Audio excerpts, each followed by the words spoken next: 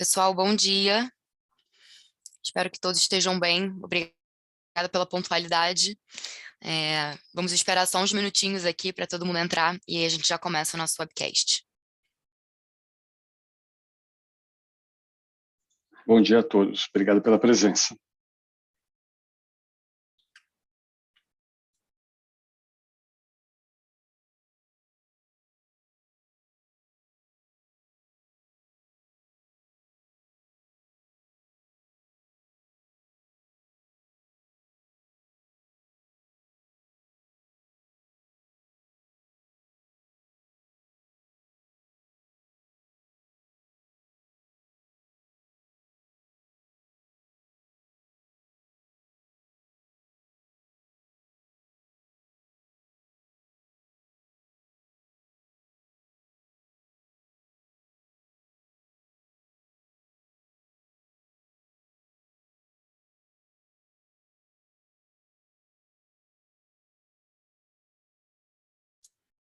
Bom, pessoal, respeitando a pontualidade aqui de todos que entraram junto com a gente no call, vamos começar aqui. Queria agradecer a presença de todo mundo. Bom dia. A gente vai passar pelo webcast do Pipe referente ao primeiro TRI de 2022. É um ano que não está sendo fácil, acho que para os principais gestores de ações, para a gente inclusive. Então, o nosso objetivo é manter esse canal o mais aberto possível, ser o mais transparente com os resultados, o que a gente está enxergando para o futuro, o que tem acontecido com o fundo, com as nossas empresas. E eu gostaria de verdade de manter esse contato o mais aberto possível. Então, qualquer dúvida que vocês tiverem adicionais que não forem endereçadas aqui, ou sempre que vocês quiserem uma atualização um pouco mais profunda, podem nos mandar e-mail no pipe@patria.com, que a gente está super à disposição para falar com vocês. É um prazer ter esse contato aberto com vocês. Para quem não nos conhece, eu sou responsável pelo relacionamento com investidores do fundo. O Flávio, também conhecido como Flavito, é o gestor do Pipe. Ele faz a gestão do Pipe desde o início do fundo, então desde 2014 ele tem essa cadeira. E a gente brinca aqui que ele é um gestor com uma veia muito forte de empreendedor, né? Porque ele está de verdade ali, barriga no balcão, em todas as nossas investidas. Bom, a gente trouxe uma apresentação. Se vocês tiverem qualquer dúvida, podem mandar aqui no Q&A, que a gente vai respondendo ao longo do tempo. E a ideia é a gente fazer essa nossa conversa a mais interativa possível. Eu vou fazer uma breve atualização do Pátria como instituição, antes da gente entrar no fundo. Para quem não conhece a gente está hoje com 130 bi sob gestão. A gente é a casa principal de investimentos alternativos da América Latina, com mais de 30 anos de existência. A gente foi fundado em 88 e levantamos o nosso primeiro fundo de Private Equity em 97. Private Equity é a nossa primeira vertical de negócios, a mais antiga e a maior aqui, como vocês podem ver na nossa divisão de ativos. Hoje a gente tem 55 bi alocado nessa estratégia. 26 bi em infraestrutura, 25 bi em crédito, 12 em ações listadas, 2 bi em real estate e 10,5 em advisory e distribuição. Hoje nós somos os maiores de private equity, de infra e de crédito na América Latina. E a boa notícia é que a gente tem fundos abertos para captação nessas 3 verticais de negócios. Então, a gente está lançando nossa 7ª safra de private equity. A gente vai ofertar pela primeira vez no mercado de varejo brasileiro. Provavelmente vai ser em setembro, outubro. À medida que isso for evoluindo, a gente mantém vocês informados. O nosso fundo de infra, focado em energias renováveis, vai ser ofertado nas próximas 2 semanas aqui no Brasil. E a gente tem fundo de crédito, tanto focado em Brasil, quanto focado em Latam, que é com a nossa parceria da Moneda, que também estão abertos para captação. Só para finalizar essa parte, a gente fez mais recentemente uma parceria com a Camarupim, que é um fundo de VC. É um fundo focado em growth, pega empresas que já passaram pelo primeiro stage de VC e buscam se associar com executivos e empreendedores que querem um crescimento da empresa. E é muito que a gente faz aqui no Pipe também. Então, a gente tem nosso principal viés é como a gente se associa com os executivos das nossas investidas para que a gente crie valor no longo prazo. Então, de forma geral, o Pátria está alocado dessa forma, e eu passo a minha palavra aqui para o Flávio, para a gente entrar um pouco em detalhes do nosso fundo Pátria Pipe. Obrigado, Ju. Obrigado a todos os presentes. Um prazer estar com vocês de novo. Como a Ju falou, a gente está num ano complicado de resultados, mas num ano positivo, as coisas vêm evoluindo positivamente do ponto de vista de valor, de criação de valor nas investidas. A gente vai tentar aqui mostrar para vocês como está a performance do portfólio. A gente acredita firmemente, sempre foi nessa cabeça aqui, em criar valor de longo prazo, né? O PIPE é uma abordagem de private equity, companhias abertas. Todo o trabalho que a gente faz nas companhias, junto com nossos sócios, com os executivos, é no sentido de criar valor de longo prazo, e a gente vem evoluindo positivamente em grande parte do portfólio, e mesmo a parte do portfólio que teve questões recentes, a gente também tem boas notícias aí para compartilhar com vocês. Então, acho que o foco vai ser bem no portfólio em si. A única coisa que a gente não tem controle aqui, nem no curto, nem no médio prazo, é o preço. Como dizia Warren Buffett lá, price is what you pay, value is what you get. Quer dizer, preço é o que você paga, valor é o que você recebe. Então, o nosso foco é no que a gente recebe no longo prazo, que é a criação de valor. E nisso a gente está, acho que, evoluindo bastante positivamente no portfólio, e isso será reconhecido quando o ambiente macro de mercado evolui positivamente. A gente acredita que a gente está muito perto de um ponto de inflexão aí relevante do ponto de vista macro e de fluxo de capitais. Então, acho que eu não vou voltar a focar aqui na nossa estratégia. Todo mundo, a maioria dos que estão aqui, todos já conhecem.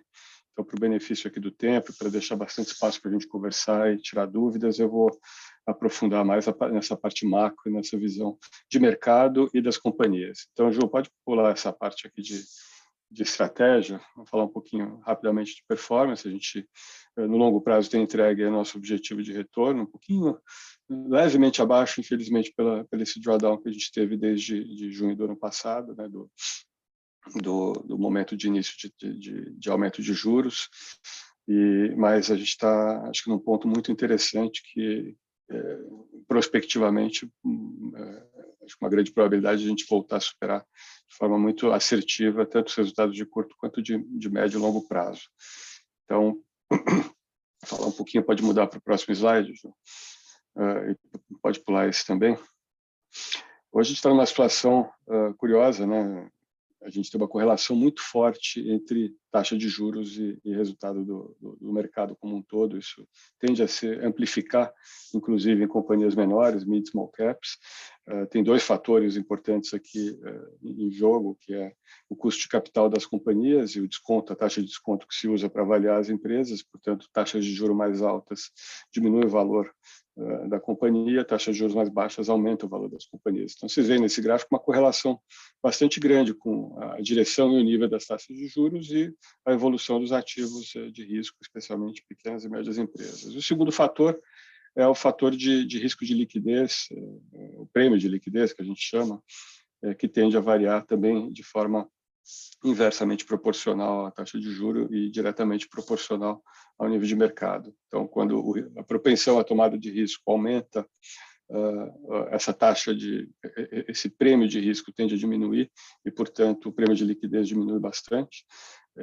O fato é que empresas de pequeno porte tendem a superar os índices mais de large caps, né, de grandes companhias ao longo dos ciclos positivos e tendem a sofrer pela própria liquidez e pelo fluxo de recursos, né, para os investidores e pelos fundos que investem nessas companhias nos momentos mais difíceis. Então, acho que a gente está num ponto de inflexão interessante, chegando no final de um ciclo de aumento de juros, e quando isso ocorre, a tendência é o mercado estabilizar e potencialmente voltar a performance positiva conforme esse movimento se aproxima de uma reversão para uma queda de taxa de juros. Isso agregado, no próximo slide, vocês veem os valuations de pequenas empresas, a gente está um desvio padrão abaixo do normal, em termos de preço sobre o book value. A gente está ainda mais barato em termos de geração de lucro, e ao contrário de momentos históricos que a gente teve lá em 2008, mesmo em 2015, onde o resultado das companhias foi dramaticamente afetado por uma situação macro dos próprios da economia em si, nossa economia está mais positiva nesse ciclo. A gente tem visto os lucros ainda resilientes, as companhias estão navegando relativamente bem esse momento, alguns setores sofrendo um pouco, outros melhor, mas acho que a situação macro é mais favorável do que a gente viu em extremos de mercado no passado. E, naturalmente, alguns setores ganham mais com isso, especialmente commodities, que têm uma exposição internacional no momento de alta inflação global, mas não é o nosso foco de investimento, nunca foi. Ao longo dos ciclos, ela tende a gerar retornos mais baixos do que empresas de crescimento, de alto crescimento, criação de valor.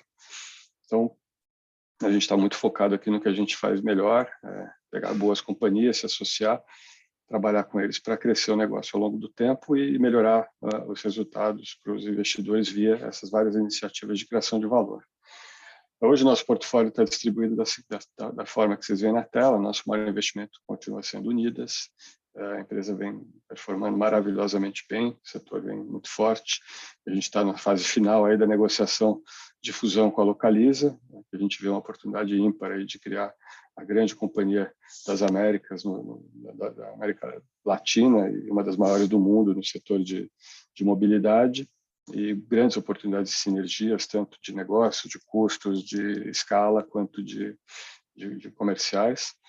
E continua sendo não só uma empresa com um grande crescimento, a gente não vai focar nela nesse call, mas para dar uma rápida visão aí, a gente mais do que dobrou o resultado no último ano, e o ano começou muito bem aqui no primeiro trimestre, e a própria integração com a Localiza, quando da finalização do processo de fusão, a gente acredita que gere ainda mais valor e ainda mais oportunidades para o negócio, um catalisador relevante para a liberação de valor e resultado da companhia.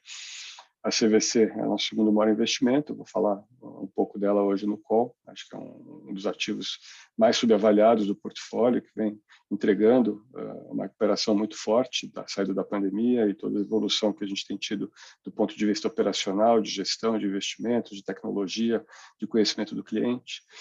Grupo Ultra também se tornou uma posição bastante relevante no fundo e também evoluções positivas aí nos últimos trimestres. E Qualicorp e Tenda são as seguintes, ambas as companhias têm tido um momento mais complicado, então, e a Alper é a nossa core mais menorzinha do portfólio, mas que vai crescer no portfólio. A gente está no meio do processo de captação para a companhia, de uma primária para continuar o plano de negócios, então deve aumentar um pouquinho a nossa alocação de capital para a empresa. Eu vou focar primariamente na CVC e na Tenda, mas estou à disposição também para discutir os outros ativos do portfólio aqui.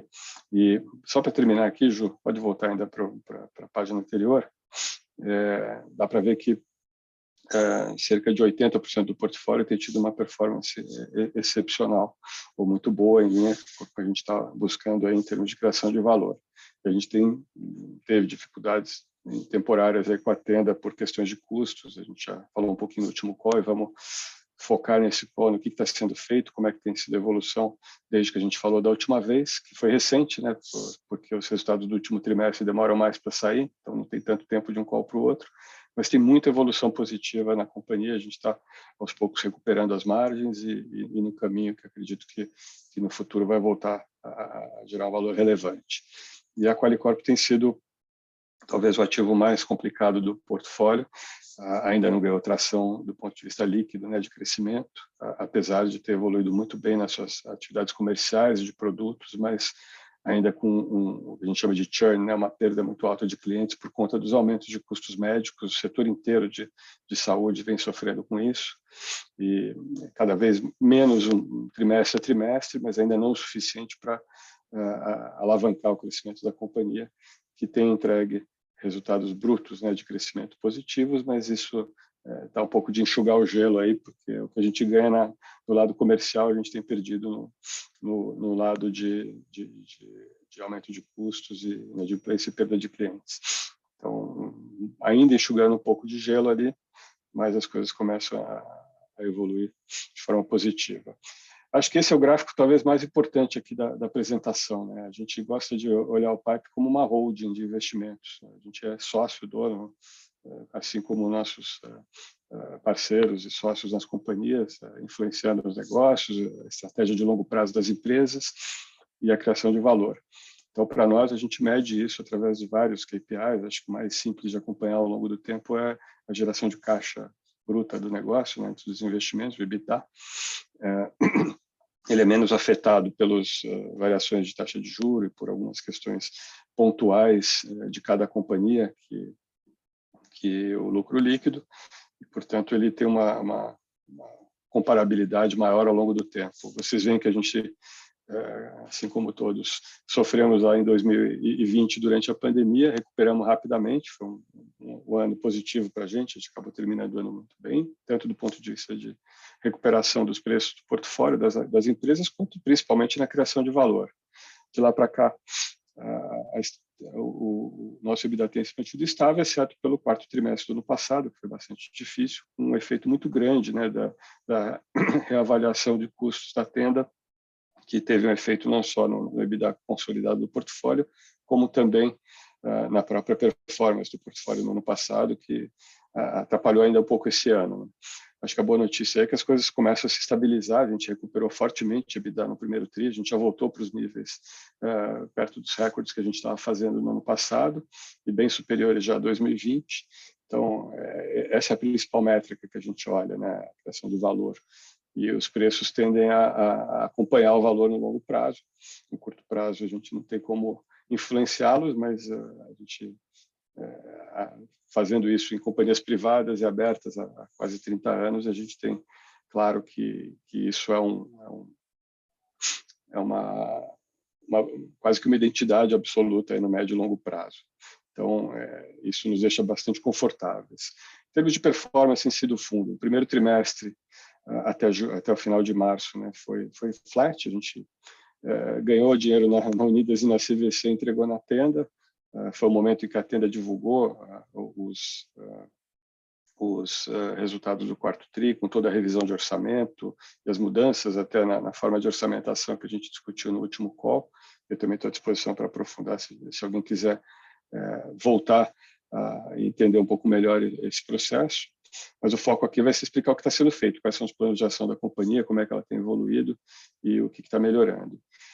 Até o meados de maio, agora a gente fechou essa apresentação no meio de maio, a gente teve um mês de abril, o mercado inteiro, né, foi muito difícil, um pouco influenciado pelo mercado externo, as quedas no mercado americano e também pelos fluxos de capitais internos. A gente devolveu um pouco do ganho que a gente tinha lá na Unidas e na CVC, já estamos recuperando ao longo aqui do final de maio, e teve um pouquinho de perda adicional na Tenda e na Qualicorp. Isso levou nosso resultado flat para uma perda de 15%, que começa a mostrar uma estabilidade, uma recuperação, conforme a gente divulgou resultados do primeiro tri, e algumas empresas já estão... isso já está aparecendo claramente em alguns negócios do portfólio, outros ainda quase que eu diria uma situação de dicotomia aí, quase de uma divergência cognitiva entre o que a gente vê nas companhias e como o mercado está tratando isso em termos de preços, né? Especificamente até o caso da CVC, é até difícil de entender, mas a gente está muito confiante na evolução do fundamento e acredita que os preços virão. Então, falando um pouquinho dos casos aqui, vamos voltar aqui para a Tenda, que foi o principal ofensor de resultados do ano passado e esse ano, e a gente já vê uma recuperação bastante significativa do ponto de vista do foco da companhia, né, dos planos de ação da empresa, que são basicamente dois, né? A empresa está 100% focada em recobrar margem e voltar a gerar caixa e acertar o nível de alavancagem para o nosso objetivo, que é ter uma alavancagem perto de zero, né, em termos de balanço. E, naturalmente, retomando margens, a gente volta para o nível ótimo de margem, que é 32% a 34% de margem bruta, o que permite diluir os custos fixos da companhia e voltar a gerar lucro de forma consistente. Estou falando aqui da Tenda Core, né? Não estou falando da Lea, que é a nossa startup de construção de casas no interior, que ainda é um projeto que está escalando e que tem um potencial imenso e que não só não é reconhecido, como hoje é atribuído um valor negativo gigante dentro da companhia, em função de todas as questões que ocorreram no passado recente, né? Então, acho que o principal fator aqui para recomposição de margens tem sido o aumento de preços. A gente tem feito isso de forma consistente, né? A gente está totalmente focado lá em retomar preço e retomar a margem. Isso tem sido facilitado também pela recomposição de renda dos nossos clientes, né? Um dos fatores de custo tem sido o custo de pessoal, com dissídios, mas isso também tem o seu lado positivo, porque aumenta a renda do cliente e permite que a gente consiga repassar os preços de forma consistente. Então, a gente vem fazendo isso muito fortemente, ainda tem um caminho para fazer pela frente, e isso tem sido importante na recomposição de margem. E um outro fator também é a própria percepção pelo governo, pela gestão do programa Casa Verde e Amarela, de que no nível de custos que as empresas estavam operando no segmento, o programa estava morrendo, né? Primeiro, ninguém quer que isso ocorra. É um programa social importantíssimo para o país, um déficit habitacional de quase 8 milhões de unidades familiares aqui no Brasil, uma formação de famílias de cerca de 1 milhão de famílias todo ano, cerca de 500 mil dessas famílias se enquadram nas faixas que a gente atua aqui na tenda. Então, deixar essas pessoas desassistidas não é uma opção para o governo que se preocupa com a questão social no Brasil, seja ele de direita, seja ele de esquerda. Acho que qualquer situação que a gente venha a ter na própria eleição, obviamente eu não quero entrar em questões políticas aqui, mas ambos, tanto nos governos de esquerda quanto de direita, sempre foi um fator muito importante essa preocupação com um programa que teve sucesso grande historicamente e que está num momento difícil. Então, o governo fez dois realinhamentos já de subsídios, em fevereiro e em abril. Então, acho que a gente pode até entrar no próximo slide, Ju. A gente mostra como é que está a evolução acho que até pular um slide aqui para mostrar como é que isso tem tido de efeito. Pode passar para o próximo. A nossa recomposição de preços, né? A gente teve a primeira revisão de curva de subsídios em fevereiro desse ano, a segunda agora em abril, e anteontem foi aprovada uma nova revisão que entra em vigor no 1º de junho.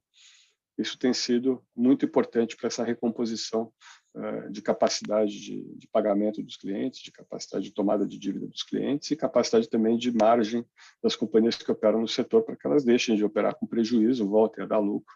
Ninguém quer trabalhar. Obviamente, a gente tem um propósito social muito importante na tenda, isso é uma coisa que a gente acredita profundamente. A gente está transformando a construção de baixa renda por tecnologia e é a empresa mais produtiva e de menor custo do setor, atuando no nível de renda de famílias muito desassistidas.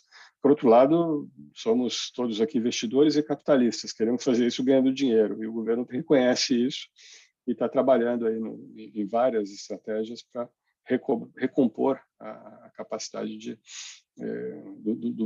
do programa ser lucrativo e, ao mesmo tempo, atender o propósito de permitir às famílias de baixa renda terem seu imóvel próprio.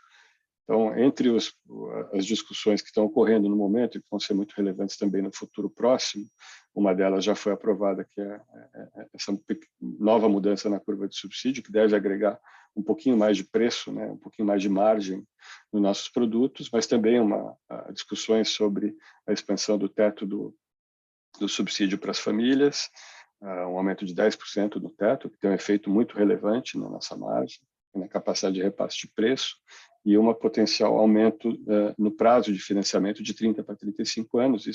Ambos essas questões são um pouco mais demoradas para se implementar, que dependem de mudanças legais, mas a gente acredita que possa ser implementado ainda no segundo semestre, e um firme propósito do governo de recompor o programa, que vem operando muito abaixo, né, do objetivo, bem abaixo de metade do volume do ano passado. Então, um caminho muito positivo. Nossa margem bruta marginal, ou seja, dos produtos vendidos recentemente no último trimestre, em março, abril, maio, já está muito próximo do que a gente tinha como meta para o final do ano. A gente buscava chegar no final de 2022 com uma margem bruta da ordem de 28% a 30%. A gente já está ali perto dos 28%, mesmo fazendo um realinhamento da inflação projetada nos projetos. A gente, para os que se recordam a nossa conversa recente aí no último webcast, a gente mostrou para vocês que uma parte do do efeito que a gente teve negativo no quarto trimestre foi começar a embutir nos projetos todos e nos orçamentos das companhias, isso é reconhecido de uma vez, uma inflação projetada, coisa que a gente não fazia no passado, no ambiente de estabilidade de preços, onde a gente ganhava todo ano, todo mês, todo ano, todo trimestre de produtividade, portanto, nossos custos nominais até caíam ao longo do tempo. E hoje não, hoje a gente tem uma inflação, tem tido, né, uma inflação relevante de custos, tanto do ponto de vista de materiais quanto de mão de obra, menos de mão de obra, que nos afeta mais, mas o componente materiais é muito relevante pela própria forma industrial da gente trabalhar. Então, nesse sentido, a gente está embutindo já uma inflação bastante conservadora nas nossas projeções. Isso quer dizer que, no futuro, nossa margem bruta tende a ser muito mais assertiva no que a gente projeta, e as revisões de orçamento tendem a ocorrer de forma muito pequena, se ocorrerem. Obviamente que a gente não acerta na mosca a projeção, ela pode ser um pouco mais ou um pouco menos, mas o que eu posso assegurar é que elas são bastante conservadoras para o futuro. Então, a gente estabilizou a nossa margem REF, que é a margem de resultado de exercícios futuros. Isso se refere a projetos já lançados, já vendidos, e que, portanto, tem um componente daquela safra de 2020 e 2021 que foi vendida a um preço muito mais baixo, que, portanto, tem uma margem muito pequena ainda, que, apesar de positiva, na ordem de 18%, 19%, não remunera o nosso capital de forma adequada, e de projetos novos. Então, a gente já estabilizou isso, e conforme os projetos novos se tornam dominantes no portfólio, eles estão com uma margem muito superior a essa margem REF, e crescente, né, conforme a gente vai aplicando esses aumentos de preços, esses repasses de custos para os preços, a gente volta a operar ao longo dos próximos trimestres com margens cada vez melhores. Nosso objetivo é chegar a 32, a 34 até o final do ano que vem. Possivelmente, se continuar nessa toada, a gente talvez consiga antecipar isso. E isso é muito alvissareiro para a companhia voltar a operar com os níveis de lucratividade que ela tinha no passado. Quando a empresa fazia margem de 32%, 33%, 34%, ela gerava 200, 300 milhões de lucro ao ano, era negociada a quase 3 vezes o book, uma PL de 8, 10, 12 vezes, e hoje ela está negociada a 40% do seu valor patrimonial, versus o 2,5 vezes, 3 vezes que ela estava antes desse momento aí complicado que a gente passou. Então, a gente acredita que tem desafios importantes pela frente, mas que estão sendo muito bem endereçados nos planos de ação que a companhia vem implementando. Ao mesmo tempo, também, a segunda preocupação profunda do negócio é a geração de caixa, né? A gente tem dezenas de planos de ação para estancar a queima de caixa. A gente teve geração de caixa no quarto trimestre, mas queimou caixa no primeiro, de forma significativa. Uma parte disso é transitória. A gente segurou um pouco nossos repasses, né, de clientes para a Caixa Econômica, porque tinha o ajuste da curva de subsídios em abril, então a gente tinha um ganho para capturar se a gente não repassasse os clientes em março. Mas a gente ainda tem um caminho significativo, porque tem que construir os projetos com margem baixa e o foco é totalmente em lançar projetos com margem alta e construí-los o mais rapidamente possível para gerar caixa para a companhia. Então, em todo esse processo aí de recuperação, a gente está de olho em duas coisas: margem e caixa. É o que vai nos fazer recobrar tanto a nossa saúde e alavancagem financeira, quanto a nossa lucratividade do negócio. É um processo, como eu falei, é uma coisa que não acontece de um trimestre para o outro. Do ponto de vista econômico, a gente está no caminho certo, acredito que a gente está rapidamente conseguindo recuperar, ainda aquém do ideal, mas num caminho de evolução muito positivo. Do ponto de vista contábil, isso demora para aparecer no resultado, pelo próprio atraso que a contabilidade do setor tem. Então, a gente passa por todos os projetos passados para chegar nos projetos futuros, afetando o resultado, o lucro de forma positiva da companhia. Mas já temos uma estabilização bastante significativa. Se eu voltar um slide, a gente vê claramente que o fundo do poço foi no quarto tri. O primeiro trimestre o prejuízo diminuiu bastante, e as coisas já vêm evoluindo positivamente conforme os novos projetos com margem melhor começam a transitar pelo resultado. Então, a gente já teve um lucro bruto razoável da ordem de 20%. Isso tende a evoluir de forma positiva se a gente conseguir continuar repassando preços e a inflação estiver em linha com as nossas projeções conservadoras, o que a gente acredita que seja bastante provável, e já temos EBITDA positivo, também é muito importante no futuro para a geração de caixa do negócio. Então, a gente teve o pior momento no quarto trimestre e acho que estamos evoluindo de forma positiva. E, por último, em relação à Tenda, como a gente teve um nível de alavancagem financeira expandido pelo nosso consumo de caixa, a gente está em processo de conversa com nossos credores, a gente tem covenants nas dívidas que estão sendo negociados com os credores, a evolução é muito positiva também nesse aspecto, então a gente tem trabalhado fortemente em relação a isso para tirar da frente essa questão e tem uma muito boa vontade dos credores, é uma companhia muito rica em patrimônio, né? A gente tem um patrimônio líquido bastante significativo, tem ativos bastante valiosos aí, que são fontes de caixa potencial para a companhia. Temos cerca de 900 milhões de recebíveis diretos que podem ser e serão, ao longo dos próximos trimestres, transformados em caixa através de desconto de recebíveis. A gente está iniciando um processo para isso e várias outras iniciativas aí de geração de caixa para o negócio. Então, acho que passamos aí a fase mais difícil, ainda temos grandes desafios pela frente, mas o caminho é positivo e os planos de ação e o time da companhia está totalmente focado nesses dois parâmetros que eu coloquei aqui para vocês.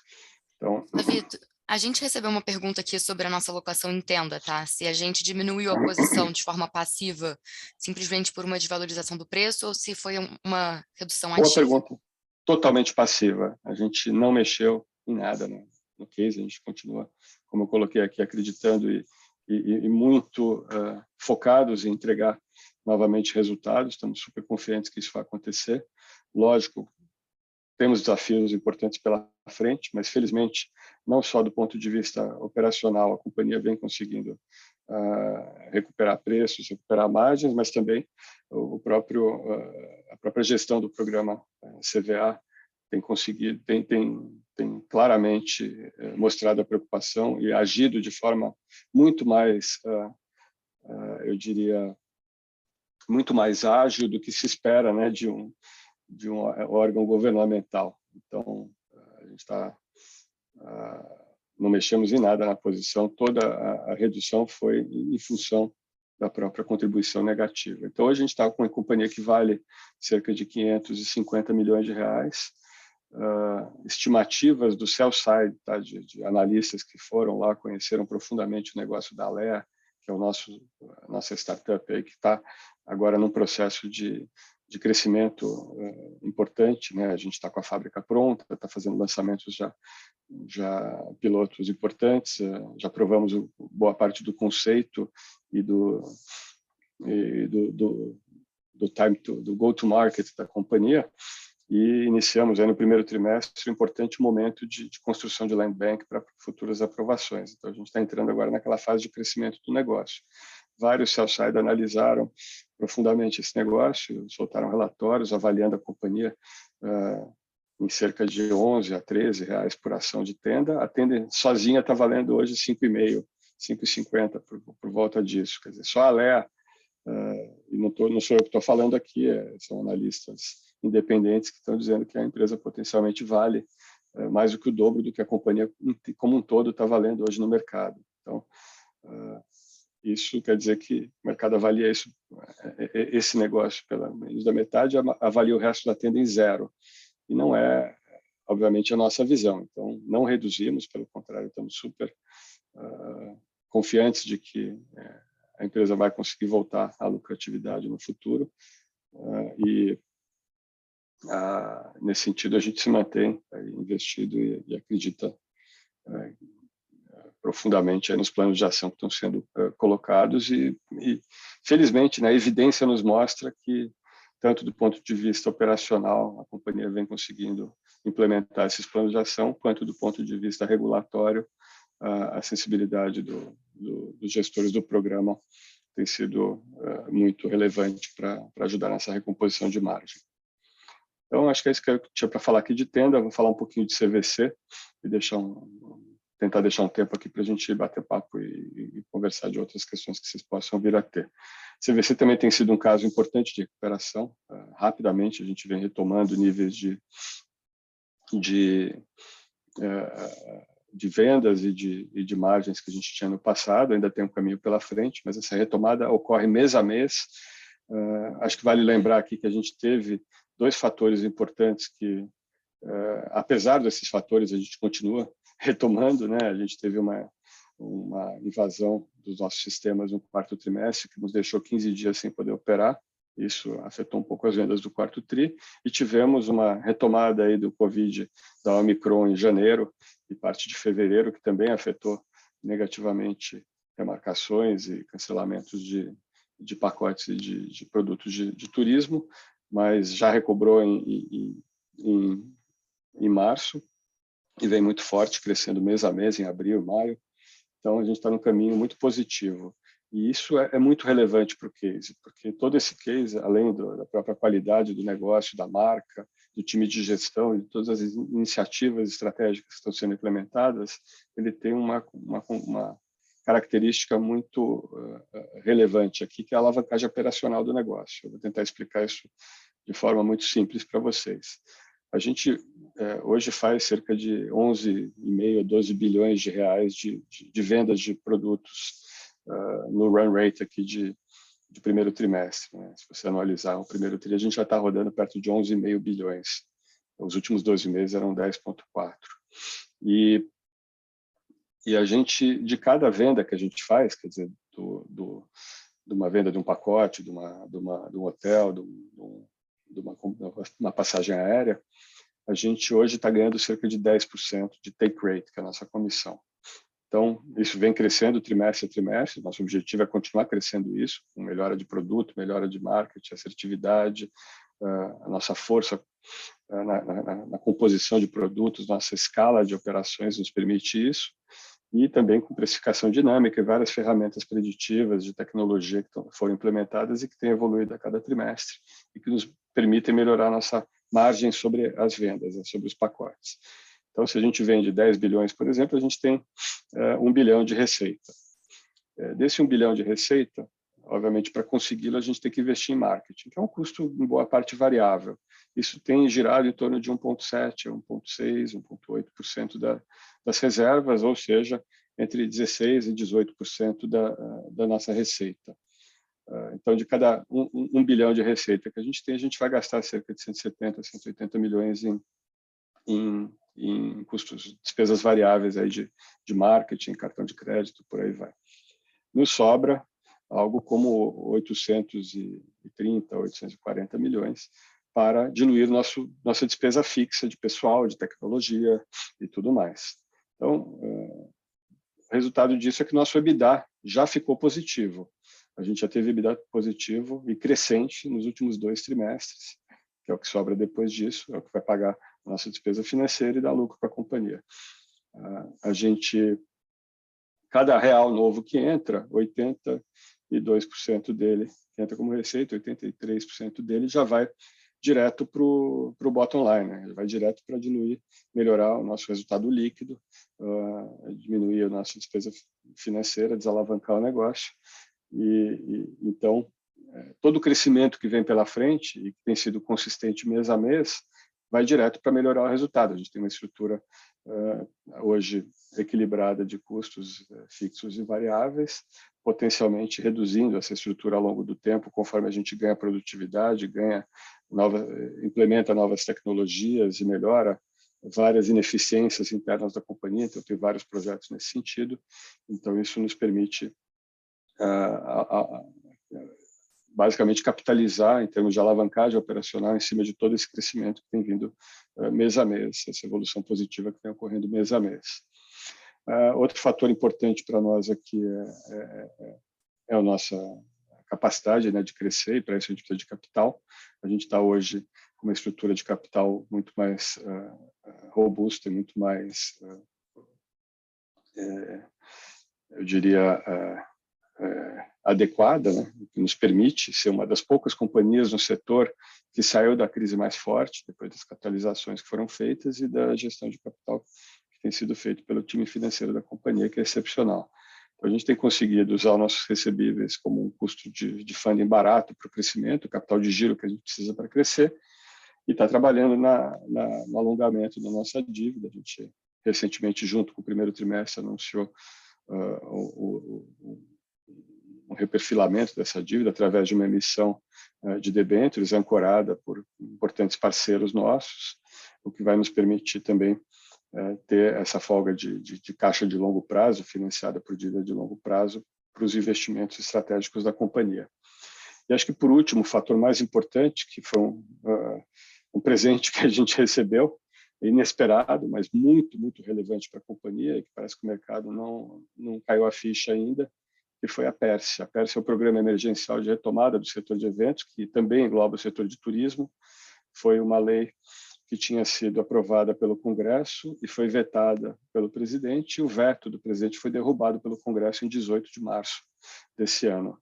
Essa lei, basicamente, tem dois pontos principais. Ela isenta todo o segmento de impostos federais por um prazo de 5 anos, isso quer dizer que a CVC não paga PIS/COFINS, nem imposto de renda e contribuição social pelos próximos 5 anos, a partir de março.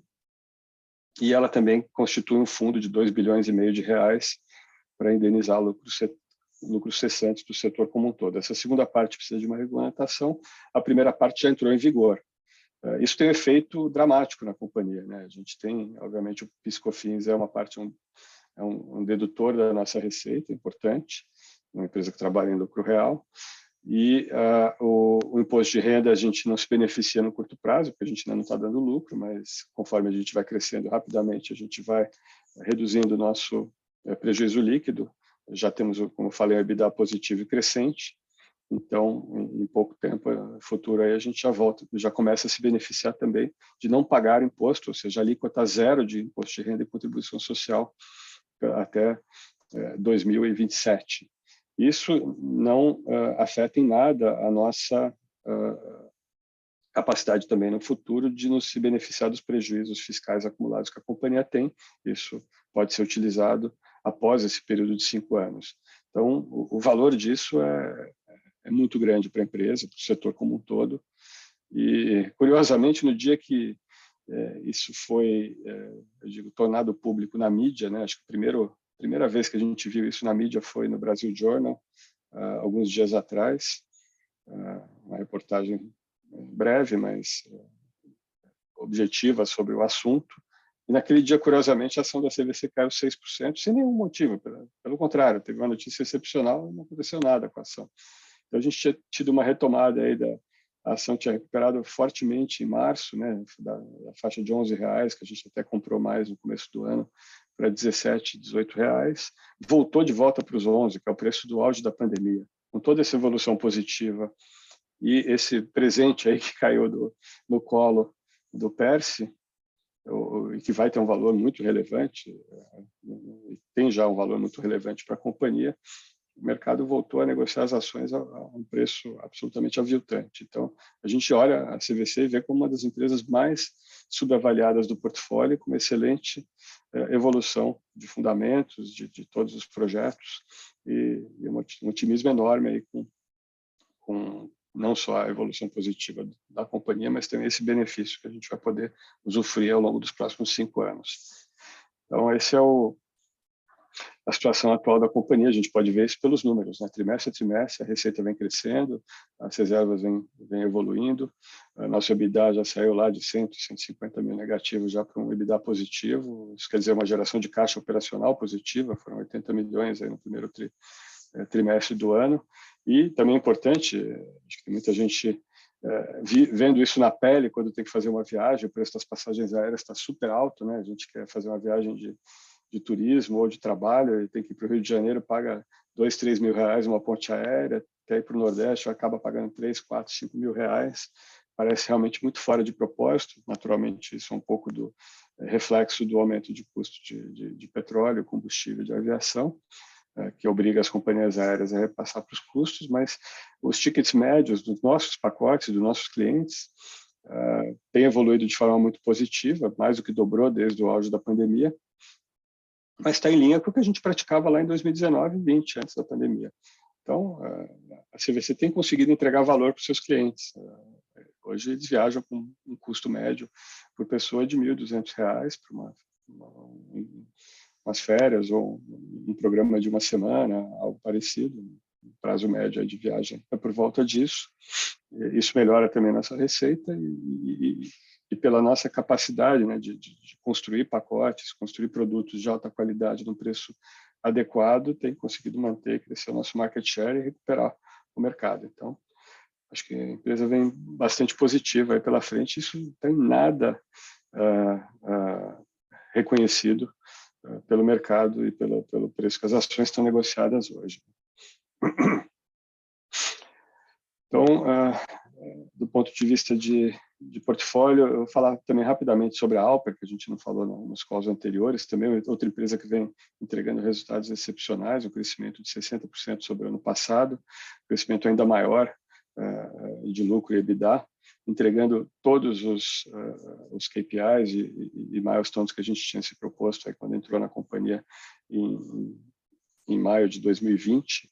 Foram já 8 aquisições, 3 grandes parcerias, 2 já realizadas com a AgroGalaxy e com a Caixa, uma em negociação exclusiva que é o Banese, mais uma parceria importante com o Grupo Cosan para a construção de uma corretora cativa que vai atender todo o grupo. Isso tem se refletido tanto no crescimento orgânico quanto inorgânico, né? A parte importante também desse crescimento é orgânico. A empresa tem acelerado o seu crescimento orgânico trimestre a trimestre, um time excepcional lá, capitaneado pelo Couto, um envolvimento forte aqui dos nossos conselheiros, meu sócio Cruz, que é o presidente do conselho e está coordenando esse comitê e gestão dos M&As, do crescimento inorgânico, bastante positivo. E a gente, como eu falei, deve estar aumentando um pouco nossa participação na companhia e no fundo, né? Nessa nova rodada de capital para alavancar ainda mais o crescimento desse negócio que tem vindo muito bem. Então, voltando aqui algumas perguntas que a gente teve, estão perguntando o que a gente acha da Wiz. Acho muito difícil eu fazer um comentário profundo sobre o Wiz, a gente nunca analisou a companhia a fundo, ela foi ela operava o mercado na Caixa, né? Teve o que a gente tem agora, que é um contrato de longo prazo, executou muito bem, tem se reinventado em outros negócios, ela não compete diretamente com a gente, está em outros segmentos do mercado de benefícios e de seguros. A gente é muito forte em médias empresas e também tem crescido bastante em seguros de infraestrutura, transportes e agro. Então, eu prefiro aqui focar nos nossos negócios, onde a gente tem conhecimento, envolvimento e convicção para opinar de forma bastante assertiva e estratégica aqui. Mas é uma empresa que se reinventou e tem tido sucesso no seu processo de reinvenção, por assim dizer. Tem uma pergunta sobre o propósito social, acho que, obviamente, a gente está visando o lucro aqui, né? O Pátria, como fiduciário de capital próprio de terceiros aqui, dos nossos parceiros, clientes, a gente quer ganhar dinheiro em tudo que a gente faz. Mas em tudo que a gente faz, acho que qualquer negócio tem que ter seu propósito, né? O propósito social, quando eu digo da Tenda, é muito mais um sonho e um projeto que vem sendo implementado desde 2013, de revolucionar a construção através de tecnologias que nunca foram aplicadas na construção, são tecnologias de Fabris, né? Tecnologias de processos contínuos, processos industriais, que permitem você reduzir, aumentar a produtividade e trazer produtividade para o setor que há mais de 100 anos não ganha produtividade. A gente viu isso acontecer no agro, viu isso acontecer em vários outros segmentos, e isso não aconteceu até hoje de forma consistente no setor de construção. Esse é o nosso propósito lá. E a consequência disso é um propósito social. A gente atua numa faixa de renda baixa, a gente consegue ser mais competitivo nessa faixa de renda baixa. A nossa capacidade de evoluir do ponto de vista de tecnologia e de produtividade, não só em circunstâncias normais, né? A gente foi afetado muito pelo aumento de custos, mas num ambiente normalizado de negócios, conseguimos ser muito competitivos, melhores do que os outros, e, ao mesmo tempo, atingir um propósito de explorar um negócio que gera uma externalidade positiva para o país e para o cliente e gera lucro para a gente. Então, isso tem um valor muito grande do ponto de vista de sustentabilidade do negócio, a geração de lucro, a forma como a gente enxerga a tecnologia e a melhoria do setor, além de ter uma questão de eficiência para nós e geração de resultado, tem também uma capacidade de nos colocar numa situação de dominar uma faixa de renda do negócio que permite, ao longo do tempo, né, no longo prazo, gerar um valor significativo, tanto para o país quanto para nós acionistas. Então, é por isso que a gente diz que o propósito para nós é fundamental. O propósito nosso na Unidas é melhorar a mobilidade, né? Fazer com que as pessoas possam se locomover, que os negócios possam fazer a sua logística e sua mobilidade de forma mais eficiente, utilizando de ferramentas de telemetria, de dados, de escala, para prover um serviço cada vez melhor por um custo cada vez menor. Então, tudo isso são propósitos que obviamente, em primeiro lugar, como qualquer negócio, é dar lucro, mas também tem efeitos positivos.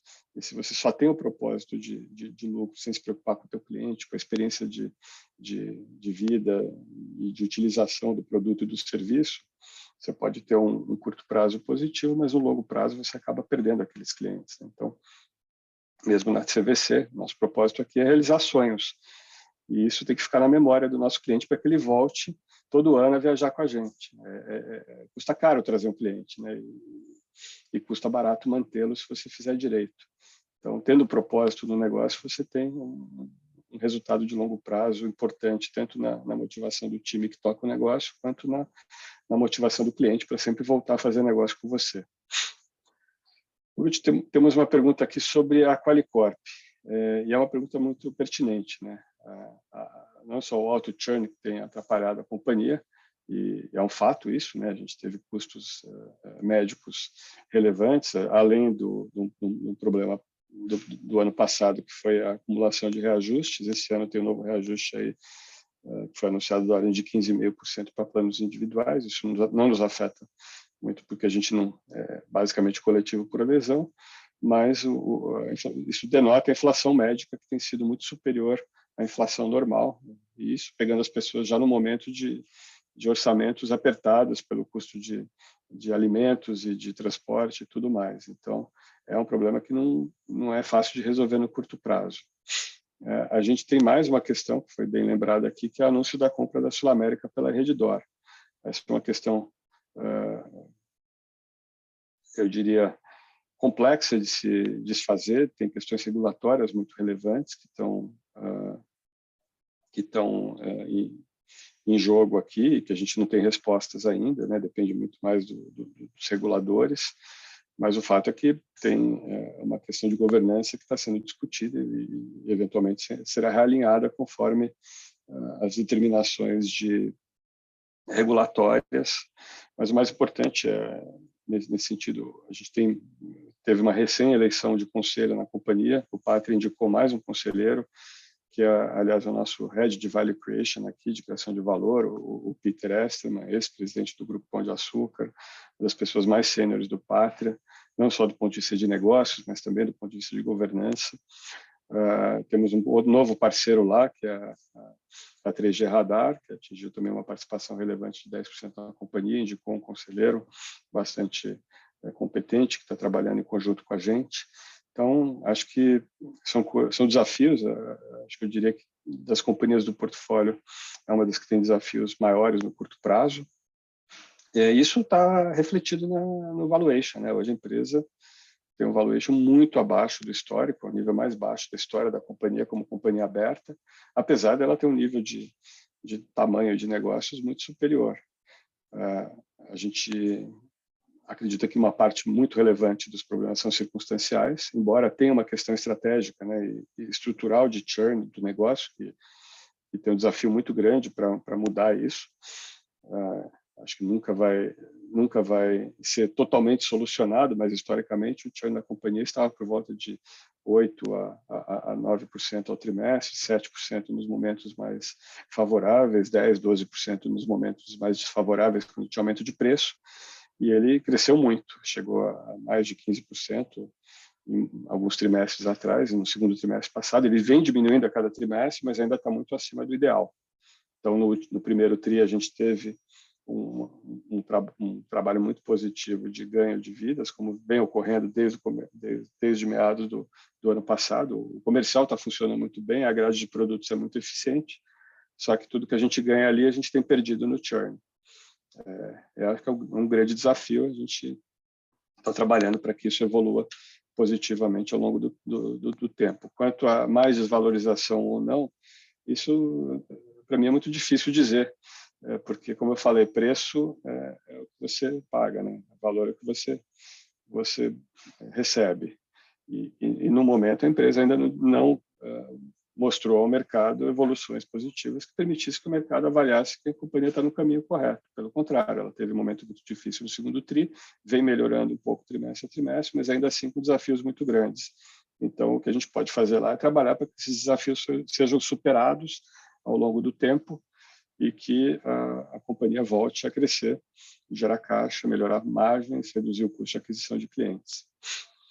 Então, essa é a questão da Qualicorp hoje. Então, em termos de preço, acho que o preço desconta todos esses problemas e talvez mais do que isso, né?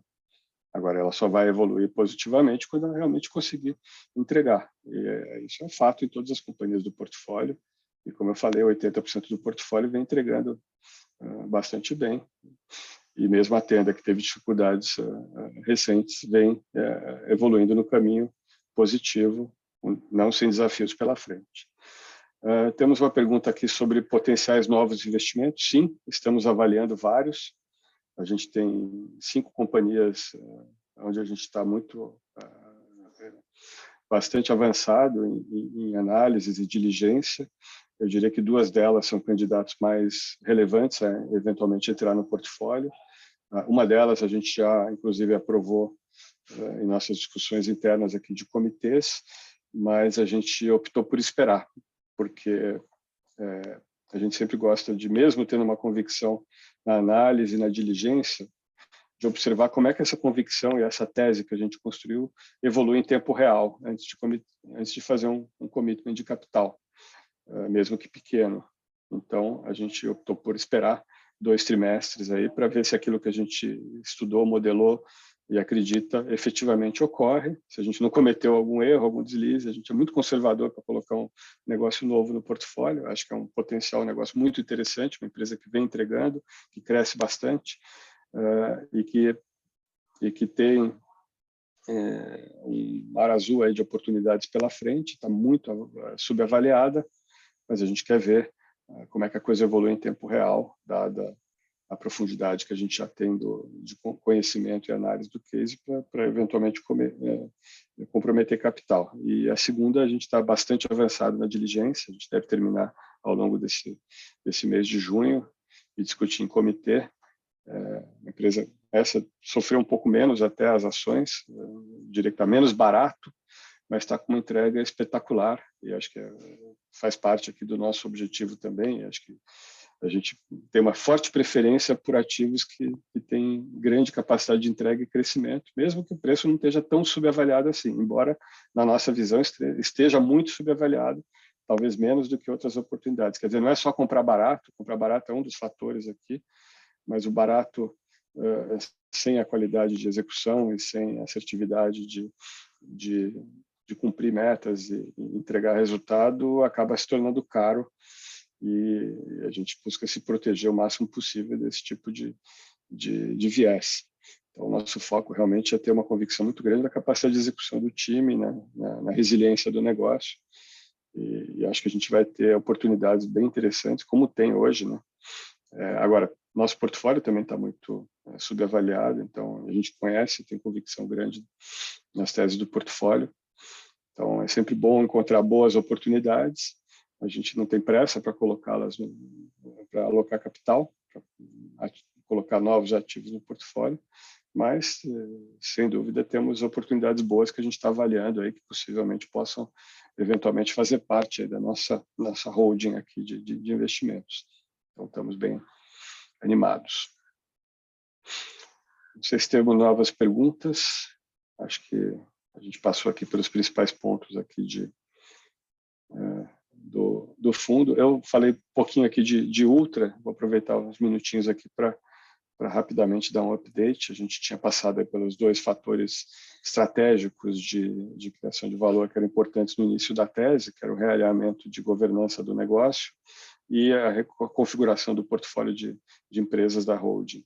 Isso foi muito bem executado, a gente finalizou aí no primeiro TRI a venda da Oxiteno, até por um valor acima do esperado, por questões de câmbio e de resultado da companhia, que foi excepcional. A gente está vendendo um ativo muito bom, mas que não é nosso core business, é muito cíclico, num momento especial do ciclo, né, muito favorável de ciclo, num valuation muito interessante, investindo em negócios mais resilientes e com também uma evolução positiva, desde o Ultracargo, que tem crescido bastante, até a própria evolução dos negócios de energia da companhia na distribuição de energia via Ultragaz e via a própria Ipiranga. E a parte de sucessão e governança foi concluída no final do ano com a entrada do Lutz como o CEO da holding, o Linden como o CEO da Ipiranga, e as várias mudanças que foram feitas, tanto em incentivos quanto na configuração do conselho, na sucessão do próprio conselho, que vão ocorrer ao longo dos próximos anos aí. Então foi muito bem sucedido isso. O Lutz já está muito em casa, fez o primeiro Ultra Day aí com os analistas e com o mercado algumas semanas atrás. Foi uma mensagem bastante positiva. A Ipiranga vem melhorando trimestre a trimestre, tem um caminho longo pela frente, como eu falei nas últimas conversas aqui. A parte de inspiração já, em boa parte, já foi superada, e agora a parte da transpiração, a execução mesmo. A gente sabe o caminho do mapa, sabe o caminho das pedras, mas é a parte sempre mais difícil de qualquer negócio, né? Eu gosto de relembrar que a gente ficou 1 ano e meio, quase 2 anos na Locamérica, lá em 2015 e 2016, com um roadmap muito bem construído, mas com grandes desafios de implementar. Fomos muito bem sucedidos, e o resultado disso foi que depois de 2 anos a companhia estava redondinha, não cresceu o top line, não cresceu a receita, mas multiplicou o lucro por 3, e a gente estava pronto para embarcar no crescimento de top line, depois de 2 anos, e tivemos muito sucesso nisso. Fizemos várias aquisições e integrações muito bem feitas, culminaram com a fusão com a Localiza, uma companhia que valia 200 milhões, hoje vale mais de 12 bilhões, e vai valer mais de 60 bilhões na finalização aqui da fusão com a Localiza. Gerou R$1 bilhão de lucro ano passado, 5 vezes o valor de mercado que ela tinha lá em 2014, quando a gente entrou. Então é um jogo de paciência, é um jogo de transpiração, as coisas não acontecem de um trimestre para o outro, acontecem ao longo dos anos, mas o importante é estar no caminho certo, com o roadmap que a gente acredita, e um time que é capaz de executar. E a gente tem uma confiança grande no Lutz e na equipe que ele está reestruturando ali embaixo, dos líderes de cada área de negócio do grupo. Então a gente está vendo uma evolução positiva trimestre a trimestre em vários KPIs, vários indicadores operacionais do negócio, e ainda tem muito pela frente para fazer. Então o caminho acho que também é bastante auspicioso pela frente. Vitor, a gente recebeu mais uma pergunta aqui sobre se não valeria a pena a gente aumentar a posição em, por exemplo, CVC e Tenda, que são ativos que estão muito subavaliadas, em vez de adicionar novas posições satélites para a carteira. É uma boa pergunta. Obrigado, Flávia, nossa querida amiga e sócia aqui no fundo. É uma ótima ponderação aqui. A gente aumentou um pouco a posição em CVC no começo do ano. A gente, como vocês sabem, a gente se move quando pode, não se move quando quer. E no momento a gente está restrito em ambas as companhias, então a gente não pode se mover no momento. E no momento oportuno, se a gente acreditar que é a melhor alocação de capital, a gente vai fazê-lo, certamente. A gente tem milestones que a gente sempre olha para fazer isso, né? Então, quando a gente tem uma questão como a gente teve na Tenda, o que a gente, obviamente, faz? A gente vai olhar para trás, ver onde a gente errou, o famoso post-mortem, né? O pós-morte, o que a gente poderia ter feito melhor, e certamente tivemos questões aí no caminho que a gente poderia ter feito melhor, busca aprender com elas e evoluir, e também no que vem pela frente, né? Quais são os objetivos, quais são os planos de ação e como é que eles vão ser executados, como eles estão sendo executados. E conforme a gente ganha confiança que esses planos de ação estão sendo executados e que o risco diminui, a gente tem uma tendência naturalmente a voltar a alocar capital de forma mais assertiva para aquele negócio. Por outro lado, a nossa preferência é manter o dinheiro onde está indo muito bem, que é o caso, por exemplo, da Unidas, é o caso da Ultra, que está evoluindo positivamente, tem um caminho muito forte, a própria Alper, que a gente está colocando mais capital agora. Então, tem esse interplay entre valuation, que obviamente é muito baixo na CVC. Aliás, a CVC é um caso típico, em que a gente tem um valuation muito baixo com uma execução excepcional e uma recuperação consistente. E a gente alocou mais capital no começo do ano, a gente já está perto de navegando entre 15% e 20%, dependendo da volatilidade da ação, que é a ação mais volátil do nosso portfólio, mas acho que está bem alocado lá. E mesmo no contexto atual, se ela estivesse perto dos preços que a gente acha que ela deveria valer, a gente provavelmente teria a maior alocação do portfólio passivamente, né? Então, acho que a gente está bem direcionado lá. Pode fazer sentido, eventualmente, realocar um pouco de capital para empresas do próprio portfólio, mas também é interessante estar sempre exercitando essa capacidade de buscar novas oportunidades e, como eu falei, a gente não tem obrigação nenhuma de investir em novas companhias, mas na medida que a gente olha 40, 50 companhias a fundo todo ano, encontra uma ou duas que possam ser muito interessantes, a gente eventualmente pode ter situações em que elas se tornam mais interessantes até do que companhias do portfólio.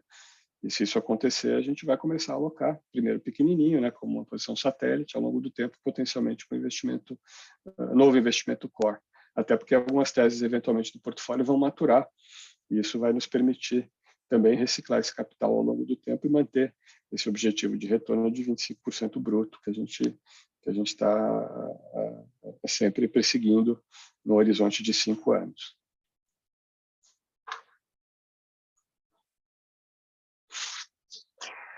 Gente, acho que não temos novas perguntas. Eu gostaria de novo agradecer a presença de todos, agradecer a sociedade que vocês têm com a gente nessa nosso caminho aqui de construir valor. É muito bom ter sócios como vocês que estão profundamente interessados em conhecer o que vocês têm na carteira, quais são as empresas, o que elas fazem. Às vezes pode ser chato para muita gente, mas eu acredito que é isso que te dá a convicção. Certamente a gente busca acertar sempre, o máximo possível, e o histórico mostra isso. Passamos por um momento difícil de 2021, acho que 2022 está só começando ainda, estamos quase no meio do ano, mas a gente tem um primeiro trimestre muito positivo. Vocês viram pelo nosso EBITDA que vem recuperando. A gente está bastante otimista para os próximos trimestres. E o preço vai atrás. Eu estou muito convicto. Acho que a gente está num momento muito incrível aqui de oportunidade. A tentação da renda fixa é grande, né? Acho que para certas alocações e risco, né, de certos investidores é um oásis, mas é um oásis que eu acredito que não vai durar muito tempo. A gente teve uma evolução grande no país ao longo dos últimos anos. Acho que a gente passou bem pela pandemia como país em vários aspectos, especialmente fiscais. Muita gente falava que a gente estaria hoje em 100% do PIB de dívida bruta, estamos em 78%, e melhorando, a arrecadação forte, investidores e economistas aumentando a nossa projeção de PIB, de crescimento, ainda que muito baixo, muito aquém do que o potencial desse país pode entregar, mas num ambiente global muito desafiador, um ambiente de inflação muito grave, isso é um positivo. Algumas perspectivas muito díspares no como vai ser esse ambiente inflacionário. Para dar o meu 2 cents aqui, eu firmemente acredito que A gente mudou de patamar, aquele mundo deflacionário acabou. A gente tem vários fatores importantes que contribuem para o mundo mais inflacionário. A gente tinha uma forte deflação de 30 anos, aí mais de 30 anos, em cima de produtividade, globalização, demografia, e hoje essas condições se inverteram, né? Hoje a gente tem disrupções de cadeias de suprimentos, você tem desglobalização, guerras, tensões geopolíticas e também algumas coisas meio complexas aí do ponto de vista de energética que causa um ambiente um pouco mais inflacionário. Mas acho que a gente talvez esteja próximo desse pico e vai estabilizar talvez num nível um pouco acima do que a gente tinha historicamente. Então, é um mundo de taxas de juros um pouco mais altas e de inflação um pouco mais alta, e para isso é importante ter companhias com boa capacidade de precificação, que tenha capacidade de repassar custos, poder de preço e vantagem competitiva para se manterem lucrativas e crescendo ao longo desse período. Então, de novo, muito obrigado, prazer estar aqui com vocês a cada trimestre e sempre à disposição ao longo do trimestre para qualquer dúvida que vocês possam vir a ter. Obrigado pela paciência e pela parceria aqui e acreditar que a gente efetivamente cria valor de longo prazo, porque nós somos o que mais acreditamos, os maiores investidores aqui do fundo, e continuamos firmes e botando mais dinheiro nisso aqui. Então, muito obrigado. Prazer estar aqui com vocês.